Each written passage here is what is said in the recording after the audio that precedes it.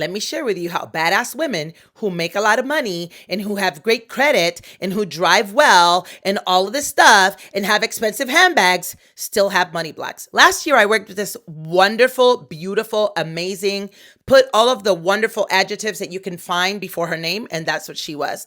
We decided to work together at a $15,000 price point, 3 payments of $5,000. She came to the call. When you come to my calls, you already have filled out an assessment and you're all ready to go to make your very first payment to lock in your commitment. She came to the call. We decided to move forward and I said, okay, I'm about to put this link right here in the chat so you can make your first $5,000 payment. And she froze. And I said, what's going on? And she's like, well, my purse is downstairs or my purse is in the living room. I said, that's okay. Go get it. I'll sit right here. So she went to go get it and she came back and she was flustered looking for her card. And I said right there on the call, you knew that if this was going to be a great fit, that you'd be required to make a payment on the call. But I see the energy that you have around releasing this money. She was looking for all the reasons to tell me, let me pay it later, send me an invoice.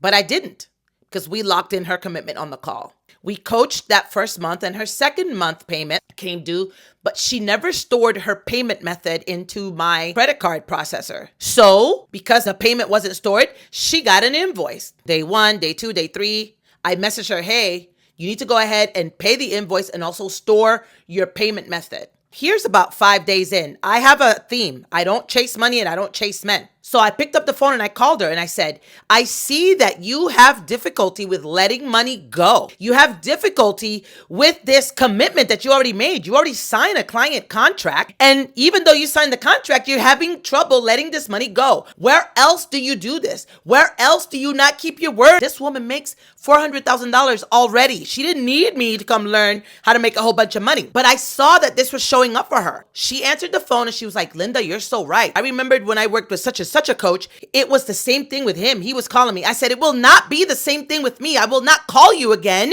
to remind you that you made a commitment and that your word is stronger than any contract that you could have ever signed. She was like, if I don't get anything else from our coaching, this changed my life. This is why I wanted to come share this with you, because a lot of people think that women that make a lot of money don't suffer with this shit. You still have integrity leaks when it comes to your money. And this is why you can't call in more. You can't create more because you are always the same kind of client that you attract. You do not attract who you want. You attract who you are. Our clients are mirrors of who we are. Yeah, and I know, and you drive beautiful and you have a nice house and you have beautiful kids and your credit score is amazing and all of that shit. And the other stuff is still very true.